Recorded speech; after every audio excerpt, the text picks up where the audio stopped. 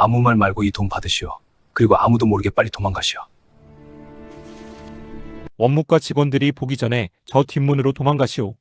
제 손에 들린 것은 꼬깃꼬깃한 지폐 몇 장이었고 제 앞에는 건장한 농부가 아이처럼 눈물을 뚝뚝 흘리며 서 있었습니다. 병원 원장인 제가 다 나은 환자에게 야반도주를 사주하고 있는 이 상황. 참으로 기가 막힌 노릇 아닙니까? 치료비를 받기는커녕 차비까지 쥐어주며 환자를 내쫓다니 말입니다. 누군가 본다면 미쳤다고 손가락질할 광경이었습니다. 하지만 제가 병원 규칙을 어기고 제 양심인 의사가업마저 부정하는 듯한 이런 행동을 해야만 했던 데에는 아주 충격적이고도 피할 수 없는 이유가 있었습니다. 부산의 밤바람은 유난히 찼습니다. 1950년대의 부산은 도시라기보다는 거대한 수용소와 같았습니다. 전쟁이 휩쓸고 간 자리에 남은 것은 폐허와 비명 그리고 지독한 가난뿐이었습니다. 병원 문을 열어두면 하루에도 수백 명의 환자가 밀물처럼 밀려들어왔습니다. 그들은 대부분 피란민이었고 영양실조에 걸려 있었으며 포탄 파편에 맞거나 굶주림에 지쳐 쓰러진 사람들이었습니다. 그 농부도 마찬가지였습니다. 맹장이 터져 복막염까지 진행된 상태로 병원에 실려왔었습니다. 당장 수술하지 않으면 죽을 목숨이었습니다. 저는 메스를 들었고 수술은 성공적이었습니다. 그는 살아났습니다. 하지만 문제는 그 다음부터였습니다. 그에게는 수술비는커녕 당장 입에 풀칠할 돈조차 없었습니다. 원무과에서는 규정대로 그를 붙잡아 두었습니다. 돈을 낼 때까지 퇴원할 수 없다는 것이 병원의 방침이었습니다. 하지만 병실에 갇혀있는 그를 볼 때마다 제 가슴이 턱 막혀왔습니다. 살리려고 칼을 댔는데 돈 때문에 사람을 가둬둔다면 여기가 병원입니까? 아니면 감옥입니까? 그가 병원비를 낼 능력이 없다는 건 며칠 동안 그가 먹는 밥을 보며 이미 알고 있었습니다. 끼니마다 나오는 멀건축조차 남김없이 하차 먹는 그 처절함. 그것은 게으름의 결과가 아니라 시대가 만든 비극이었습니다. 어느 날 밤 저는 결심했습니다. 원무과 직원들이 모두 퇴근하고 병원의 정적이 흐를 때 저는 조용히 그의 병실 문을 열었습니다.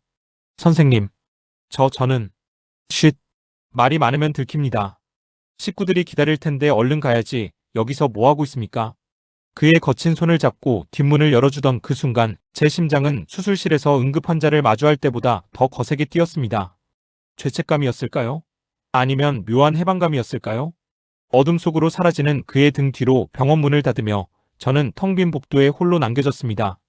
그리고 생각했습니다. 이것이 내가 할 수 있는 유일한 의술이다.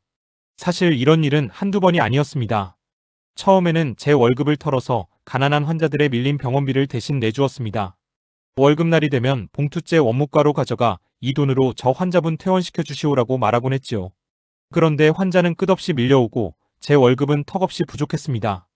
나중에는 제 월급으로도 병원 운영비로도 감당이 안 되는 지경에 이르렀습니다. 그래서 선택한 방법이 바로 뒷문 개방이었습니다. 사람들은 저를 보고 바보 의사라고 수군거렸습니다. 어떤 사람들은 한국의 슈바이처라며 과분한 칭송을 보내기도 했습니다. 하지만 저는 그 어떤 말도 귀에 들어오지 않았습니다. 제가 바보라서 계산을 못하는 게 아니었습니다. 제가 성인군자라서 욕심이 없는 것도 아니었습니다. 저는 그저 빚진 자의 마음으로 살고 있었을 뿐입니다. 제 기억은 1950년 12월 평양의 그 차가운 겨울날로 거슬러 올라갑니다. 그때 저는 김일성 종합대학의 교수이자 평양도립병원의 외과 과장이었습니다. 꽤나 인정받는 의사였고 남부러울 것 없는 가정을 꾸리고 있었지요. 사랑하는 아내 김봉숙, 그리고 올망졸망한 오남매. 전쟁이 터지고 중공군이 개입하면서 전세가 뒤집혔을 때도 저는 설마 가족과 생이별을 하게 되리라고는 상상조차 하지 못했습니다. 여보, 잠시만 피했다가 금방 돌아올게요. 며칠이면 돼요. 그 말이 마지막이 될 줄 알았다면 차라리 제 혀를 깨물었을 겁니다. 급박한 상황 속에 저는 둘째 아들 가용이의 손만 잡고 무작정 남쪽으로 향하는 피랑길에 올랐습니다. 아내와 나머지 아이들은 뒤에 남겨둔 채 말입니다.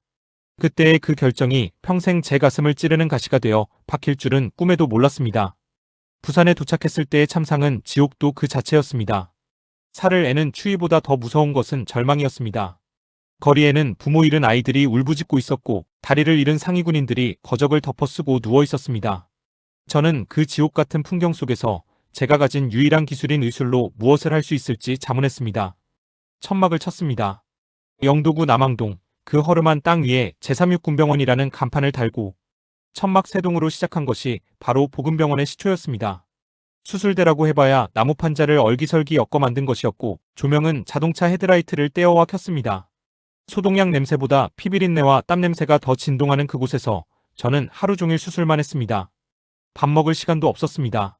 잠잘 시간은 더더욱 없었습니다. 수술하다가 환자의 뱃속에서 꼬르륵 소리가 나면 제 뱃속에서도 같이 꼬르륵 소리가 났습니다. 그러면 서로 멋쩍게 웃으며 수술을 이어갔습니다. 선생님, 좀 쉬어가며 하십시오. 그러다 쓰러지십니다. 간호사들이 걱정스레 말리면 저는 고개를 저었습니다. 쉴 수가 없었습니다. 제가 메스를 놓고 쉬는 그 순간에도 북에 두고 온 아내와 아이들이 추위에 떨고 있을 것만 같아서 견딜 수가 없었습니다. 제가 이곳 부산에서 가난하고 병든 사람 하나를 더 살려내면 저 북쪽 어딘가에서 누군가가 내 가족에게 따뜻한 밥 한 끼, 약 한 첩을 건네주지 않을까 하는 막연하고도 절박한 믿음. 그것이 저를 지탱하는 유일한 힘이었습니다. 하루는 영양실조로 쓰러진 아이를 업고 온 어머니가 있었습니다. 아이는 이미 숨이 넘어가고 있었습니다. 검사를 해보니 단순한 굶주림이 아니라 결핵성 복막염이 겹쳐 있었습니다. 약만 제대로 쓰고 잘 먹이면 살 수 있는 병이었습니다. 하지만 그 어머니의 주머니에는 먼지뿐이었습니다. 선생님, 우리 아이 좀 살려주이소. 내 몸이라도 팔아서 갚을 테니 제발. 어머니는 제 바짓가랑이를 붙잡고 통곡했습니다. 그 모습에서 북에 두고 온 아내의 얼굴이 겹쳐 보였습니다. 저는 아이를 입원시키고 병원 식당으로 달려가 날달걀 2개를 훔치듯 가져왔습니다. 그리고 아이의 입에 넣어주었습니다. 그게 제가 할 수 있는 전부였습니다. 그날 밤 저는 병원 옥상으로 올라갔습니다. 부산 앞바다가 내려다 보이는 그곳은 춥고 바람이 거셌습니다. 저는 그곳에 나무 판자로 작은 공간을 만들었습니다. 그게 제 집이었습니다. 병원 옥상에 20평 남짓한 사택. 사람들은 병원장이 왜 그런 누추한 곳에서 사냐고 묻곤 했습니다. 하지만 저는 집이 필요 없었습니다. 아니, 집을 가질 자격이 없다고 생각했습니다. 가족을 지키지 못한 가장이 무슨 염치로 따뜻한 아랫목에서 발을 뻗고 자겠습니까? 저는 평생을 독신으로 살겠다고, 그리고 무소유로 살겠다고 다짐했습니다. 이 병원 옥상은 저에게 가장 잘 어울리는 보금자리이자 제 속죄의 장소였습니다. 어느 날은 닭 한 마리를 선물 받았습니다.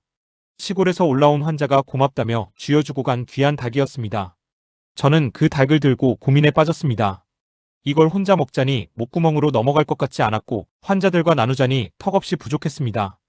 결국 저는 그 닭을 푹 고아서 국물을 냈습니다. 그리고 병동의 모든 환자에게 그 국물을 한 국자씩 나누어 주었습니다. 원장님, 이건 닭고기국이 아니라 닭발 씻은 물 아닙니까? 누군가 농담처럼 던진 말에 병실 안이 웃음바다가 되었습니다. 닭고기 한 점 씹히지 않는 그 밍밍한 국물을 마시며 환자들은 잠시나마 고통을 잊었습니다. 저도 그제야 웃을 수 있었습니다. 그것이 행복이었습니다. 내 것을 조금 덜어내어 남의 빈 곳을 채워주는 것. 그것이 의술의 본질이라고 저는 믿기 시작했습니다. 하지만 현실은 여전히 냉혹했습니다. 무료 진료가 소문이 나자 환자는 더 늘어났고 병원 재정은 바닥을 드러냈습니다. 후원금으로 겨우겨우 버티는 상황에서 병원 운영진들은 저에게 압박을 가해왔습니다. 원장님, 자선 사업도 좋지만 병원이 망하면 환자도 못 받습니다. 이제 무료 진료는 줄이셔야 합니다.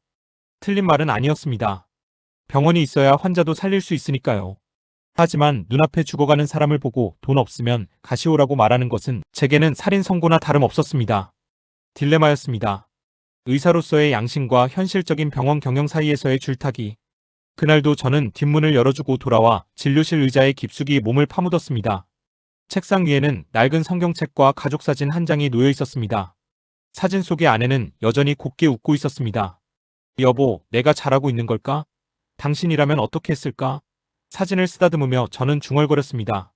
창밖으로 새벽 여명이 밝아오고 있었습니다. 또다시 전쟁 같은 하루가 시작될 것입니다.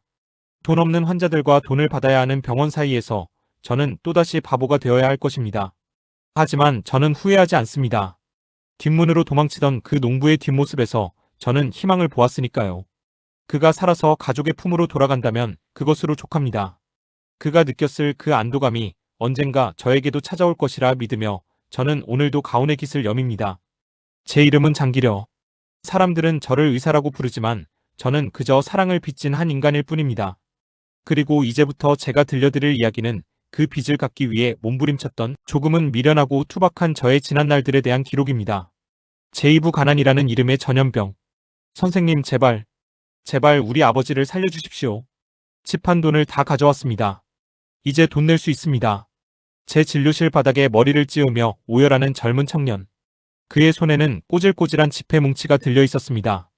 집을 팔고 소를 팔아 마련한 그 돈. 냄새나고 더러운 그 종이 뭉치가 그들에게는 목숨과 바꿀 수 있는 전 재산이었을 겁니다.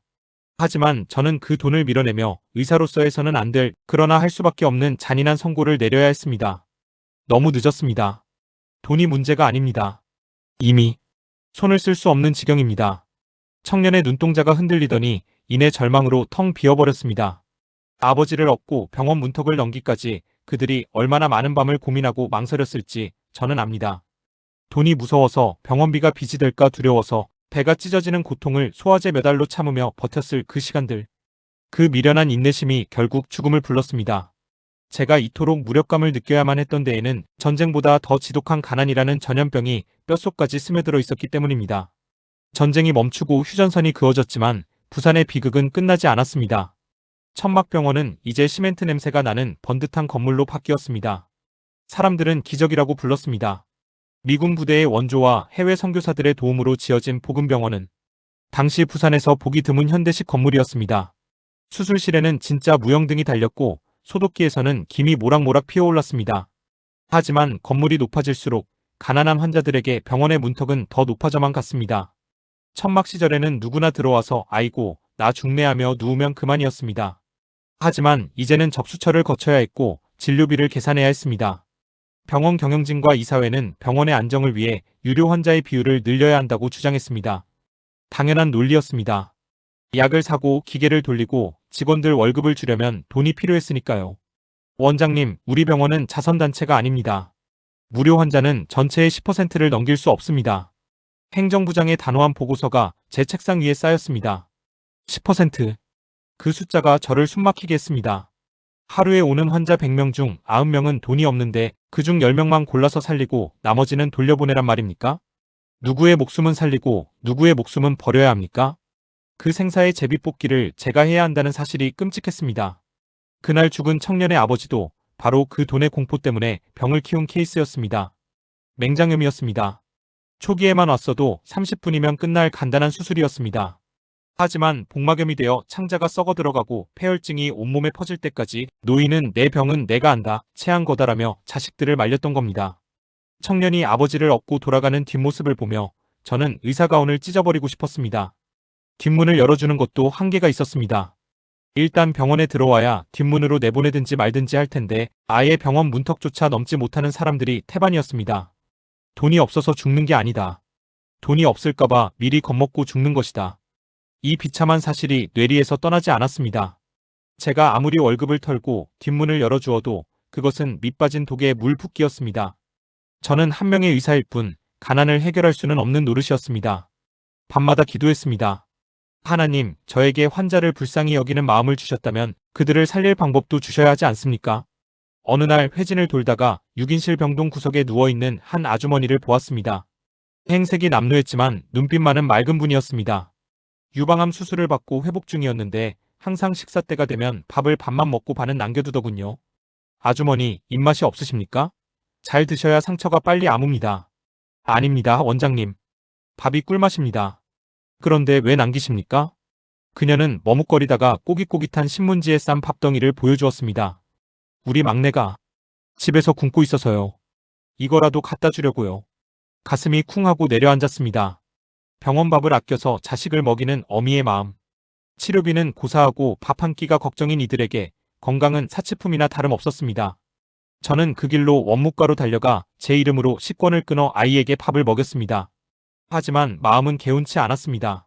제가 밥 한 끼, 약 한 첩은 줄 수 있어도 그들의 삶을 짓누르는 거대한 가난의 무게는 덜어줄 수 없다는 무력감 때문이었습니다. 그 무렵 제 삶을 송두리째 흔드는 또 하나의 사건이 있었습니다. 바로 제 건강 문제였습니다. 과로와 스트레스 탓이었을까요? 어느 날 수술 도중 눈앞이 핑 돌더니 쓰러지고 말았습니다. 뇌졸중 초기 증세였습니다. 며칠을 알아누워 천장을 바라보며 생각했습니다. 만약 내가 쓰러지면 내 환자들은 누가 돌보나? 아니, 나조차도 돈이 없으면 치료받지 못할 텐데 하루 벌어 하루 먹는 저 사람들은 오죽할까? 누워있는 동안 제 머릿속에는 엉뚱한 계산이 돌아가기 시작했습니다. 담배 한 갑. 당시 담배 한 갑 살 돈이면 커피 한 잔 마실 돈이면 그 작은 돈들이 모이면 큰 돈이 되지 않을까? 옛날 우리 조상들에게는 개라는 것이 있었습니다. 상을 당하거나 혼사를 치를 때 십시일반으로 돈을 모아 큰일을 해결해주던 그 아름다운 풍습? 병이라고 다르겠습니까? 병도 집안의 큰일이고 재난입니다. 혼자서는 감당할 수 없는 재난을 여러 사람이 조금씩 힘을 보태어 막아낼 수는 없을까? 하지만 주위의 반응은 차가웠습니다. 원장님, 그건 꿈 같은 소리입니다. 당장 내일 밥 먹을 돈도 없는 사람들이 무슨 놈의 회비를 냅니까? 보험이요? 그건 잘 사는 나라에서나 하는 겁니다. 지금 우리 형편에는 어림도 없습니다.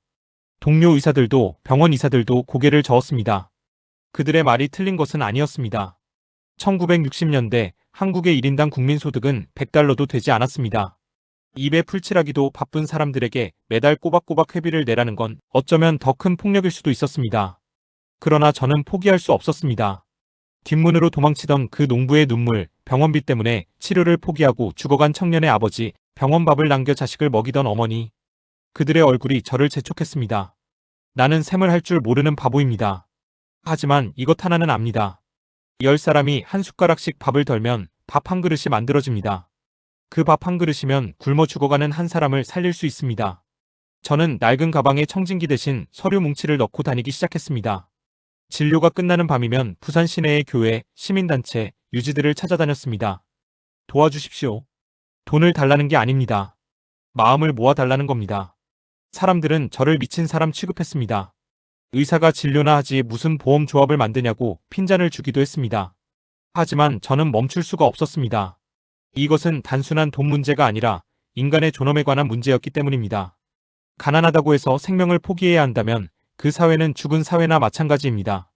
어느 추운 겨울밤 남포동의 한 찻집에서 저는 운명적인 만남을 가졌습니다. 평생의 동지가 될 최규철 선생님이었습니다. 그분 역시 가난한 이들을 위한 삶을 고민하고 계셨습니다. 장 박사님, 그 꿈 제가 돕겠습니다. 우리 한번 미쳐봅시다. 그 한마디에 제 가슴 속에서 뜨거운 불덩이가 치솟았습니다. 그래, 혼자가 아니구나. 바보가 둘이면 세상을 조금은 바꿀 수 있지 않을까? 어둠이 짙을수록 별은 더 밝게 빛난다고 합니다. 6.25 전쟁 이후 가장 혹독했던 그 가난의 시절, 병원비가 없어 죽어가는 환자들의 비명 속에서 대한민국 최초의 의료보험인 청십자 의료보험조합의 씨앗은 그렇게 싹을 틔우고 있었습니다. 하지만 이상과 현실의 벽은 생각보다 훨씬 높고 단단했습니다. 조합을 만들겠다고 선언하자마자 생각지도 못한 엄청난 반발과 모함이 저를 기다리고 있었으니까요. 심지어 빨갱이라는 소리까지 들어야 했던 그 험난한 가시밭길이 제 앞에 펼쳐져 있었습니다. 제3부 빨갱이 의사와 60원의 기적. 장 박사, 솔직히 말해보시오. 당신 북에서 내려온 간첩이지? 여기 부산 바닥에서 공동체니 조합이니 하며 사람들 돈을 걷는 진짜 목적이 뭡니까? 이 나라를 빨갛게 물들이려는 수작 아닙니까? 취조실의 탁자를 내리치는 수사관의 고함 소리가 좁은 방을 울렸습니다. 눈앞에 전등 불빛이 너무 밝아 눈을 뜰 수가 없었습니다. 가난한 사람들을 위해 서로 돕는 의료보험을 만들겠다고 나선 결과가 고작 빨갱이라는 누명이라니. 참으로 억울하고 기막힌 노릇이었습니다. 하지만 제가 이토록 서슬퍼런 감시와 오해를 받아야만 했던 데에는 분단된 조국의 비극과 나눔을 사상으로 의심받아야 했던 아주 충격적인 시대의 아픔이 있었습니다. 1968년 대한민국은 반공이 국시였습니다. 북에 아내와 5아이를 두고 내려온 저의 이력은 그들에게 더할 나위 없이 좋은 먹잇감이었습니다. 게다가 제가 하려는 일이 무엇입니까? 돈 있는 사람이 돈 없는 사람을 돕고 건강한 사람이 아픈 사람을 돕는 상호부조. 그들의 눈에는 이 순수한 십시일반의 정신이 불온한 사회주의 사상으로 비쳤던 모양입니다. 수사관님, 저는 의사입니다. 제 눈에는 사상이 보이는 게 아니라 돈이 없어 죽어가는 환자의 썩은 살점만 보일 뿐입니다. 몇 번의 조사 끝에 겨우 풀려났지만 감시는 계속되었습니다. 하지만 수사관의 협박보다 더 저를 힘들게 한 것은 바로 사람들의 불신이었습니다. 조합을 만들려면 회원이 필요했습니다. 저는 진료 가방 대신 전단지를 들고 부산의 자갈치 시장, 국제시장, 판자촌을 누볐습니다. 당시 담배 한 갑값이 60원이었습니다. 한 달에 담배 한 갑만 안 피우면, 커피 한 잔만 안 마시면 온 가족이 병원비 걱정 없이 살 수 있다고 목이 터져라 외쳤습니다. 아지매요, 한 달에 60원입니다. 이 돈이면 나중에 큰 병 났을 때 공짜로 치료받을 수 있습니다. 생선 좌판을 정리하던 아주머니에게 전단지를 내밀자 소금 묻은 손으로 획 뿌리치더군요. 원장님요, 의술은 명의인지 몰라도 세상 물정은 영광이네. 당장 내일 쌀 돈도 없는데 아프지도 않은데 돈을 내라고요? 그 돈 모아서 도망가려는 사기꾼들 천지 삐까리입니다. 마심더. 내가 안 아프면 내 돈 60원은 남 좋은 일 시키는 거 아닙니까? 내가 미쳤다고 생판 남을 위해 돈을 냅니까? 차가운 냉소가 비수처럼 꽂혔습니다. 보험이라는 개념조차 생소했던 시절이었습니다. 하루 벌어 하루 먹고 사는 사람들에게 미래를 위한 대비나 이웃을 위한 나눔은 배부른 소리처럼 들렸을 겁니다. 그들의 거친 손과 주름진 얼굴을 보며 저는 섭섭함보다 안타까움에 가슴이 미어질 듯 아팠습니다. 가난이 사람의 마음마저 이렇게 삭막하게 만들어버렸구나 싶어서 말입니다. 매일 밤 지친 몸을 이끌고 병원 옥상 사택으로 돌아오면 깊은 한숨이 나왔습니다. 북에 있는 가족 사진을 보며 묻곤 했습니다. 여보, 내가 지금 헛된 꿈을 꾸는 걸까? 이 땅에는 사랑이 머물 자리가 없는 걸까? 함께 시작했던 직원들도 하나둘 지쳐가고 있었습니다. 월급도 제대로 못 주는 상황에서 무작정 희생만 강요할 수는 없었습니다. 재정은 바닥났고 사무실 임대료조차 밀리기 시작했습니다. 모두가 고개를 저으며 장기려 박사가 노망이 났다고 수군거렸습니다. 포기하고 싶었던 순간이 왜 없었겠습니까? 의사로서 수술만 해도 존경받고 편하게 살 수 있는데 왜 굳이 사기꾼 취급을 받으며 이 고생을 사서 하나 싶은 마음도 들었습니다. 하지만 그때마다 새벽 기도 시간에 들려오던 병원비가 없어 퇴원하지 못하고 우는 환자들의 울음소리가 저를 다시 일으켜 세웠습니다. 예수님도 머리 둘 곳 없이 사셨는데 내가 뭐라고 편안함을 구하겠는가? 한 명이라도 좋다. 단 한 명이라도 내 뜻을 알아주는 사람이 있다면 시작하리라. 그리고 마침내 기적은 아주 낮고 초라한 곳에서 시작되었습니다. 어느 비 오는 날 저녁이었습니다. 시장통을 돌다가 허탕을 치고 돌아오는 길이었습니다. 병원 입구에 웬 리어카 한 대가 서 있었습니다. 폐지를 줍는 할아버지였습니다. 비에 젖은 박스를 정리하다가 저를 보고는 쭈뼛쭈뼛 다가오셨습니다. 원장 선생님, 지가 소문을 들었구먼요. 60원만 내면 진짜로 아플 때 돈 안 받고 고쳐주는 기요? 할아버지의 손은 나무 껍질처럼 거칠었고 낡은 점퍼에서는 퀴퀴한 냄새가 났습니다. 저는 젖은 손을 덥석 잡았습니다. 그렇습니다, 어르신. 약속합니다. 할아버지는 품속 깊은 곳에서 꼬깃꼬깃한 10원짜리 지폐 6장을 꺼내셨습니다. 그 돈이 어떤 돈입니까? 하루 종일 남이 버린 쓰레기를 주워 모은 피와 땀이 어린 돈이었습니다. 내가 가족도 없고 가진 것도 없지만서도 선생님은 믿소. 선생님이 내 다리 고름 짜주면서 안 더럽다 했을 때 내 평생 처음으로 사람 대접받아봤소. 내 이 돈 낼 테니 받아주이소. 그 60원을 받아든 제 손이 부들부들 떨렸습니다. 뜨거운 무언가가 목구멍을 타고 넘어왔습니다. 수사관의 협박에도 상인들의 냉대에도 흘리지 않았던 눈물이 주르륵 흘러내렸습니다. 어르신, 고맙습니다. 정말 고맙습니다. 어르신이 우리 조합의 1호 회원님이십니다. 그 할아버지의 60원은 단순한 돈이 아니었습니다. 그것은 세상이 버린 사람이 세상에 내민 화해의 손길이었고 척박한 땅에 심어진 첫 번째 미랄이었습니다. 그날 이후 거짓말처럼 분위기가 바뀌기 시작했습니다. 폐지 줍는 할아버지가 가입했다는 소문이 시장 바닥에 퍼지자 콩나물 파는 아주머니가 구두 닦는 청년이 쭈뼛거리며 찾아왔습니다. 그 영감탱이가 냈다 카모 진짜 백이 아닙니까? 나도 껴주이소. 내 돈 60원 딴 놈 말고 꼭 아픈 사람한테 써주이소. 그렇게 1명, 2명. 청십자 의료보험조합의 명부는 가난한 이들의 이름으로 채워져 갔습니다. 부자가 낸 큰돈이 아니었습니다. 가난한 사람들이 낸 쌈짓돈이 모여 산을 이루기 시작했습니다. 우리는 적십자가 아닌 청십자라는 이름을 붙였습니다. 전쟁터의 적십자처럼 가난이라는 전쟁터에서 병든 자들을 구하겠다는 의지였습니다. 십자가는 희생이자 사랑입니다. 나의 작은 희생으로 남을 살리는 기적. 조합원이 700명을 넘어서던 날 우리는 작은 기념식을 열었습니다. 번듯한 홀도 아니고 병원 로비에서 떡 몇 조각 놓고 치른 잔치였지만 그날 모인 사람들의 얼굴에는 전에 없던 자부심이 서려 있었습니다. 이제 우리도 아프면 당당하게 병원 올 수 있다. 그 외침을 들으며 저는 확신했습니다. 이것은 성공할 수 있다. 아니, 반드시 성공시켜야 한다. 이것은 의사인 내가 만드는 것이 아니라 저 사람들이, 민초들이 스스로 만들어가는 역사이기 때문이다. 하지만 기쁨도 잠시, 조합원이 늘어나자 예상치 못한 더 큰 파도가 밀려왔습니다. 바로 역선택의 문제였습니다. 아픈 사람들이 소문을 듣고 조합에 가입한 뒤 며칠 만에 고액의 수술을 받고는 혜택만 챙기는 일들이 발생하기 시작한 것입니다. 병원의 적자는 눈덩이처럼 불어났고 조합의 존폐가 위협받는 상황. 이대로 가다간 병원도 조합도 다 망합니다. 원장님, 이제 결단을 내리셔야 합니다. 회계 담당자의 비명 섞인 호소 앞에서 저는 또다시 벼랑 끝에 서게 되었습니다. 순수한 사랑만으로는 운영될 수 없는 현실의 냉혹한 벽. 과연 저는 이 싹 틔운 미라를 지켜낼 수 있을까요? 제사부 벼랑 끝에서 피어난 연대. 원장님, 이번 달도 적자입니다. 그것도 지난달의 2배입니다. 더 이상은 못 버팁니다. 병원 문을 닫든 조합을 없애든 양당 간의 결정을 내리셔야 합니다. 행정처장이 제 책상 위에 던지듯 내려놓은 장부. 붉은색 잉크로 가득한 그 숫자들이 마치 피를 토하는 환자의 각혈처럼 보였습니다. 조합원이 늘어나면 모든 게 해결될 줄 알았습니다. 하지만 사람이 모일수록 병원은 더 빠르게 벼랑 끝으로 내몰리고 있었습니다. 성공인 줄 알았던 시작이 사실은 병원의 숨통을 끊어놓을 시한폭탄의 카운트다운이었다니. 제가 겪은 이 참담한 경영난의 배후에는 인간의 이기심과 살고자 하는 본능이 뒤엉킨 아주 충격적이고도 풀기 어려운 딜레마가 도사리고 있었습니다. 문제의 원인은 명확했습니다.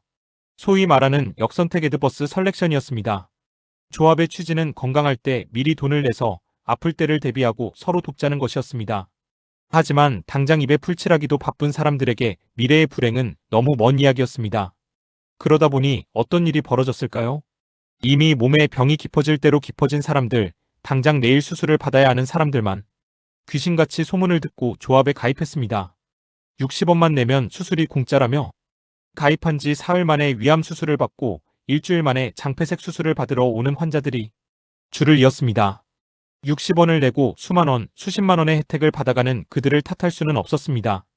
그들도 살고 싶어서 지푸라기라도 잡는 심정으로 온 것이니까요. 하지만 병원 경영은 그야말로 재앙이었습니다. 들어오는 돈은 푼돈인데 나가는 돈은 거액이었습니다. 약가, 재료비, 인건비, 밑 빠진 독에 물 붓기도 유분수지, 이건 독 자체가 깨져버린 형국이었습니다. 원장님, 사람들이 영악합니다. 아픈 거 숨기고 가입해서 뽕을 뽑으려고 달려듭니다. 우리가 무슨 봉입니까? 직원들의 불만은 폭발 직전이었습니다. 밤새 수술하고도 월급이 밀리는 상황에서 그들에게 무조건적인 희생을 강요하는 것은 저의 오만이었습니다. 저 혼자 옥상에서 찬물에 밥 말아 먹으며 사는 건 괜찮았지만 직원들의 가족까지 굶길 수는 없었습니다. 저는 진료실 창가에 서서 병원 마당을 내려다보았습니다. 북적이는 환자들. 저들 중 태반이 조합원입니다. 만약 조합을 해체한다면 저들은 다시 돈 걱정에 병을 키우다 죽어갈 것입니다. 그렇다고 이대로 가면 병원이 망해서 모두가 갈 곳을 잃게 됩니다. 진퇴양난.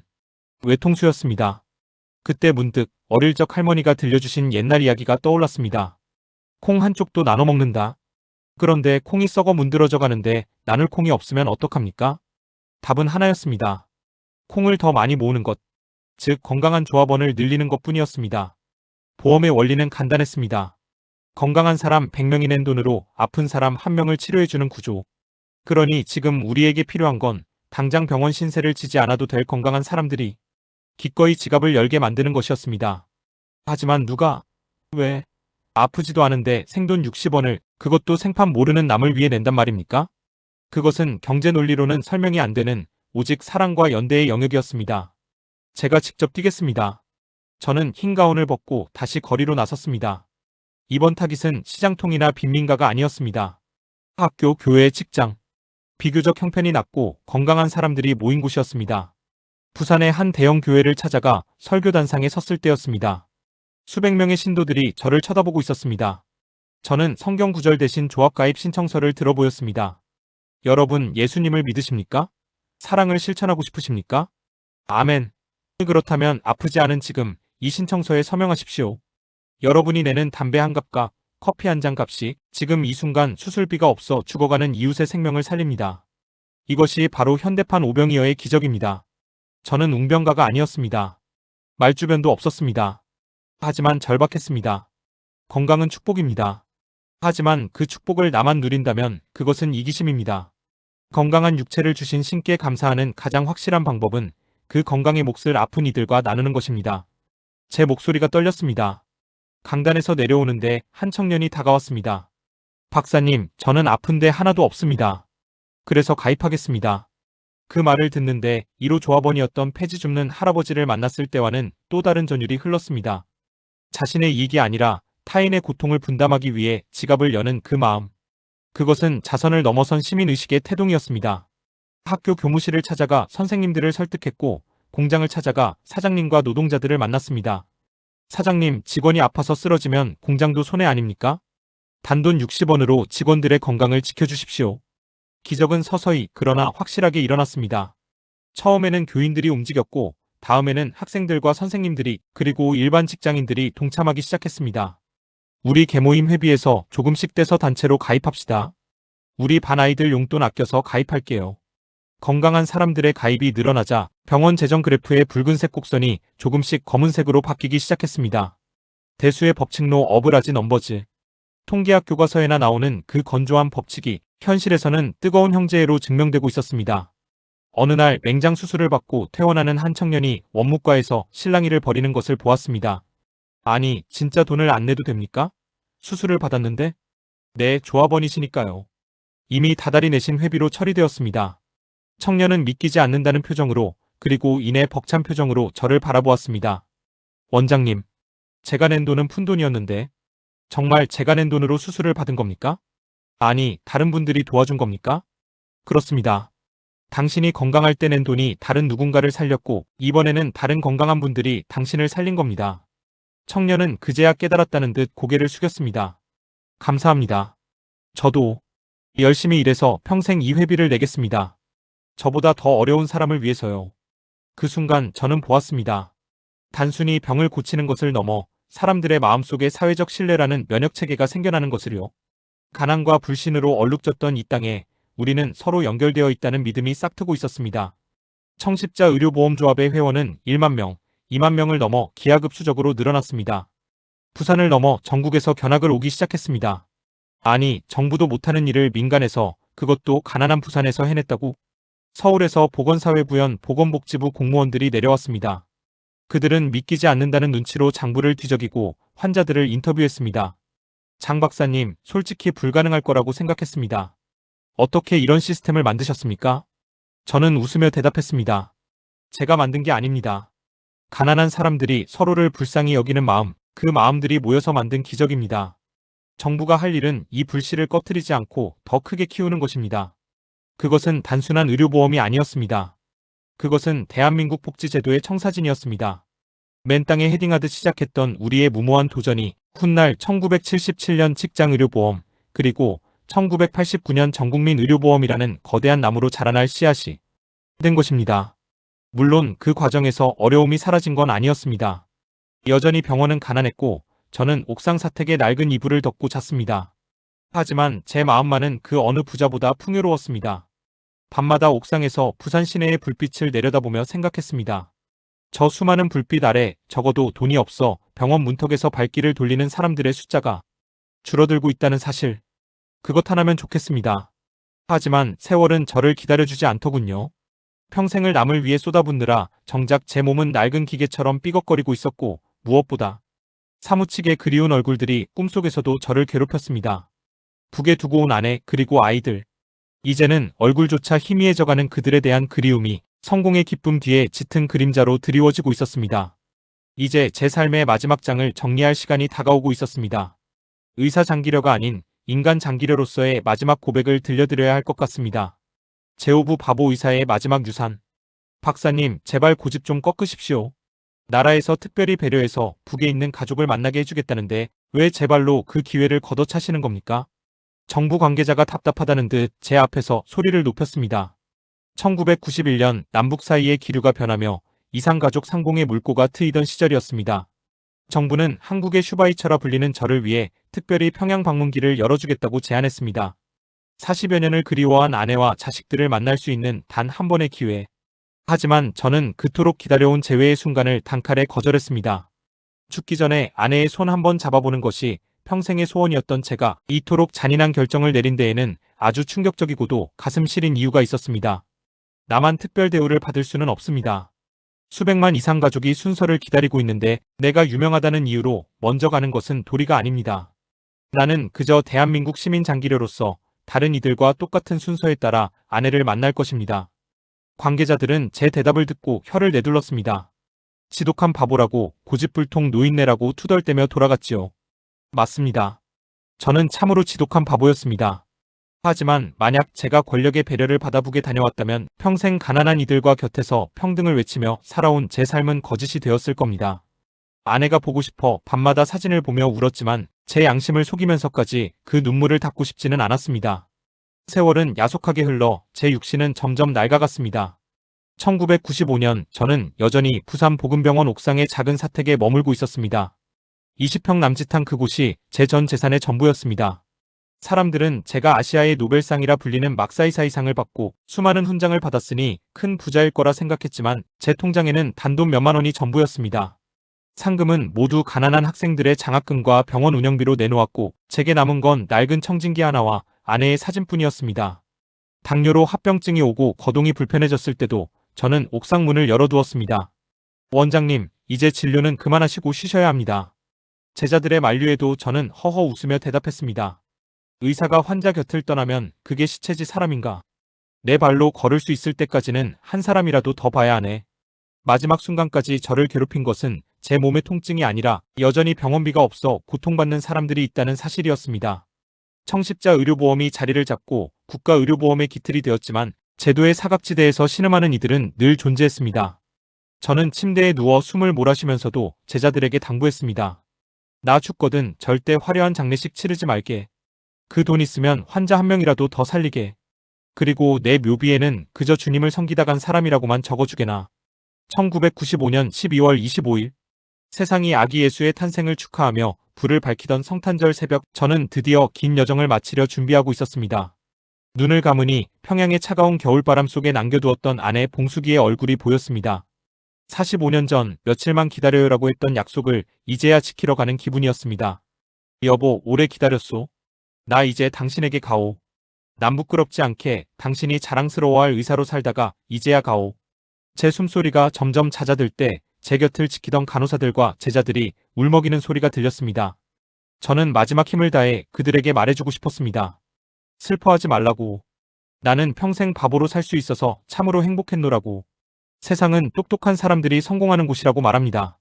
자기 것을 잘 챙기고 남보다 앞서가는 것이 지혜라고 가르칩니다.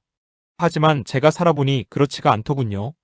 남을 위해 내 것을 내어주고 손해보는 줄 알면서도 묵묵히 제 자리를 지키는 바보들이 있기에 이 세상은 겨우 숨을 쉬며 돌아가는 것이었습니다. 바보라는 소리를 들으면 성공한 삶이고 똑똑하다는 소리를 들으면 실패한 삶이다. 이것이 제가 세상에 남기는 마지막 유언입니다. 의술은 상술이 되어서는 안 되고 사랑은 계산기가 되어서는 안 됩니다. 제가 떠난 뒤에도 이 땅의 의사들이 환자의 주머니가 아닌 그들의 아픔을 먼저 보기를, 그리고 우리 사회가 가난한 이웃의 뒷문을 기꺼이 열어주는 따뜻한 곳이 되기를 간절히 기도합니다. 이제 저는 평생의 짐이었던 청진기를 내려놓습니다. 부산 앞바다가 내려다 보이는 이 옥상방에서 저는 참으로 과분한 사랑을 받았습니다. 사랑하는 아내를 만나러 가는 이 길이 이토록 가벼운 것은 제가 이 땅에 남겨둔 것이 아무것도 없기 때문일 것입니다. 고마웠습니다.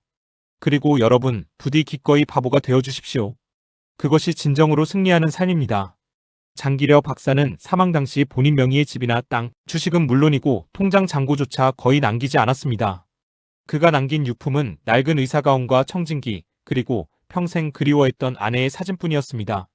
그가 세운 청십자 의료보험조합은 대한민국 국민건강보험의 뿌리가 되었고 그가 만든 보건병원은 지금도 부산의 대표적인 의료기관으로 남아 수많은 생명을 살리고 있습니다.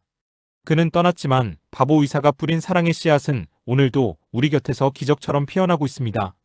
의술이 상술이 되어가는 시대, 우리 곁에 이런 바보가 한 명쯤 더 있었으면 좋겠다고 생각하신다면 이 영상을 소중한 분들께 공유해주세요.